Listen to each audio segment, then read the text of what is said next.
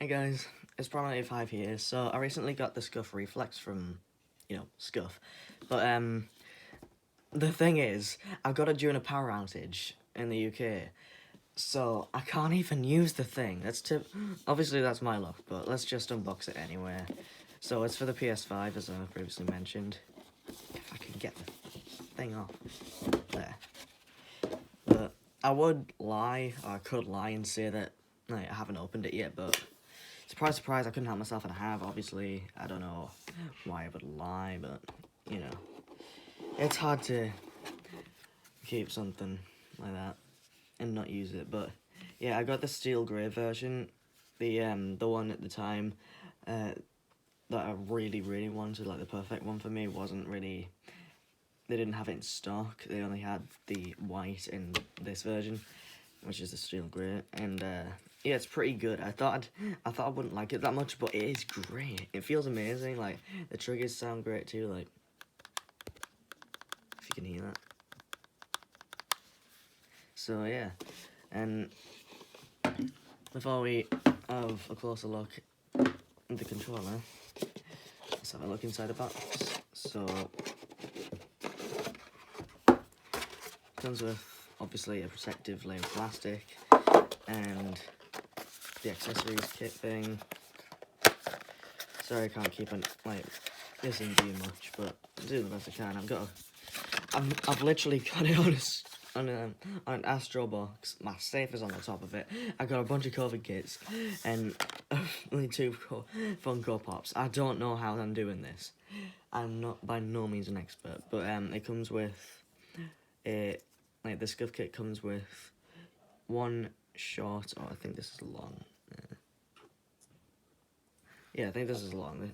Might be wrong, but I think it's a long domed one. It comes with one of those, and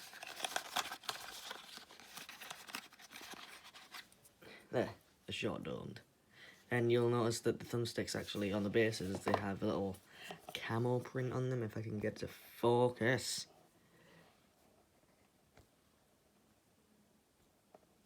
Oh, well, that's the best I can do. It's like a stripy hexagon pattern, same as it is on the top here. But yeah, it's pretty cool. I'll show you how you remove the faceplates in a bit. Yeah. Also, it comes with a USB-C adapter for it. Well, not really adapter, just wires to charge the controller. And something else I should probably mention, because I was kind of scared of this too. It will work on the charging station, as you can see right there. It does have the connectors. You might feel scared that it's not going on at first, but that's because there's a tiny bit of wiggle room, and you can just either force it down a bit more or just widen these a bit like that, and then it should just click in like the regular DualShock. But yeah, also comes with a God, there we go. Also comes with user manual. I guess if you're in America, you'd call it a brochure or brochure or something. But nah, I don't really know. But let's just get on with this. Should look to this side. Okay, the controller. It comes with a faceplate that you can detach like this. So if you can hear some background noise. And you can also remove the anti-friction ring, so you can see the little teeth there. And you can just, there. Uses a bit of force and it feels a bit sharp, but you can do it, trust me. I think I'm probably going to replace these with red ones. And I don't know. And they added a bit of a groove there, if you can see that. Versus the other one, which is just like solid. I think it's because when you put the other faceplate back on, like on the original DualShock, it has a bit of like where you can see the blackness through it, so that's always a good effort. And here you can see there's a bit more of a gap, so you can get your nail in. I have nails, but like if you don't have nails, it's a bit easier to just pull out there. And yeah, so, and this is what makes a Scuf controller a Scuf controller, or at least a pro controller. So it has 4 remappable and removable paddles. To remove them, all you need to do is get your finger under it. God, I can't focus on this. Come on, there. You just put your finger under it, and there. And for the big ones, I think it helps to put your fingernail in that gap and then just there. They both go on the bottom row there, not there, there. So it's pretty easy to do if you know what you're doing. Well, hopefully you do if you're watching this video. So I don't know what I was going to say there. That was just kind of forgot how to breathe there. But yeah, it goes on just as easily. Just push up and there. And look, like, if you can, this has a really good sound if you can hear it. Like, it's really nice. Also, the start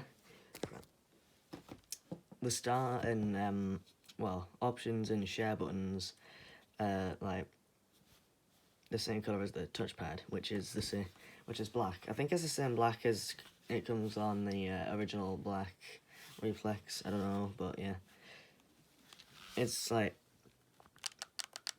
it's good because like I don't know how to. I'm trying to figure out a way to grip these because I haven't actually played a game of Fortnite yet.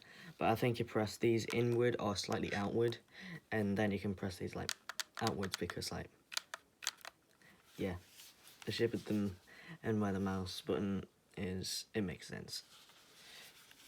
Overall, I think it's really good. The grip is really good too. You'll notice it as soon as you pick it up. It's absolutely amazing. There's like hexagons on it, I think. Pentagons, hexagons, I don't know.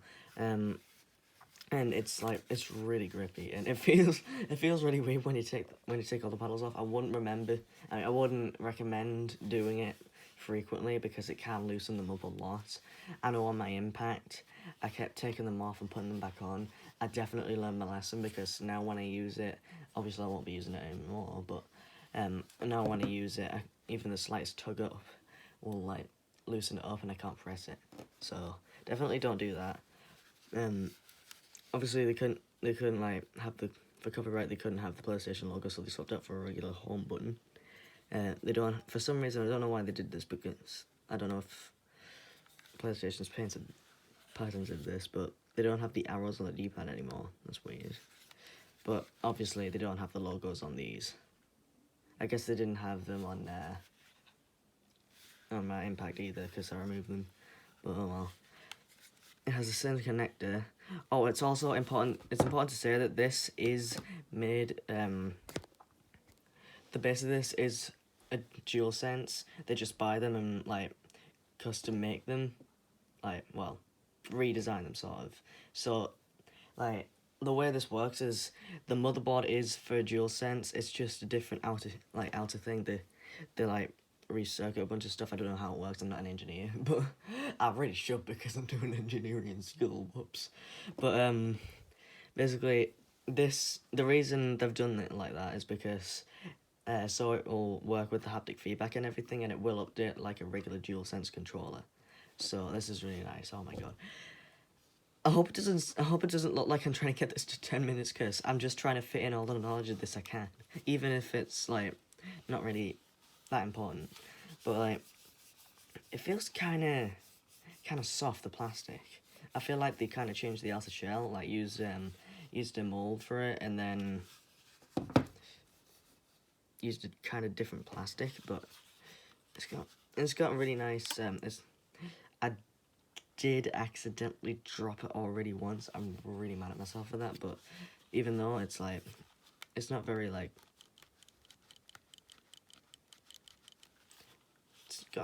It's really solid build, unlike a lot of others that you just custom make and stuff like Hex. But yeah, it's got that same camo hexagon pattern on the paddle. both of them, and on here. And you might be wondering what this like huge console on the back is with the thing there. That button is for the profiles, and I think this whole thing on the back is to store the memory for them. But this means that when you program or remap these paddles, it'll save to the profile that you have ready on there. So all you need to do is hold that. I haven't got it plugged in already, so like nothing will happen when I press it. Like, so it has 3 profiles. One for, I don't know the order obviously, but one for racing, one for RPGs, and another for competitive, like Fortnite and Call of Duty and stuff like that, like tournaments. And this means that when you swipe past them or like press past them to different colours, it'll remember what you had as the remap things, or the remap profile, and set it to that with a. It's kind of like locker profiles or like locker presets on Fortnite. It's exactly like that actually. So if you know that, you know. So I don't need to go over that. But yeah, it's really cool when you have all the paddles detached. It feels so surreal. It's like the DualSense I have back there, but you know, grippy. So yeah. So this is the Reflex Pro. At the moment you can't customize them, but I think you will later in 2022, like this year. Not really sure, because I don't want that obviously, but yeah. So this is the Pro. It's the second most expensive one. Not that means anything, but because of that, the only thing they added was the grip, but you couldn't get any other like types, you know. So there's the regular reflex, the Reflex Pro, this one, and the Reflex FPS. And with that one, the haptic motors are removed, so it's a little less heavy, and these full pull triggers are replaced with like the mouse clicks. I don't really like that because I really like the haptic feedback and the not the instant, the adaptive triggers of these, because it really makes you immersed in the game. But yeah, I think that's it. So hope you liked it. This is Prime 95. See you next time.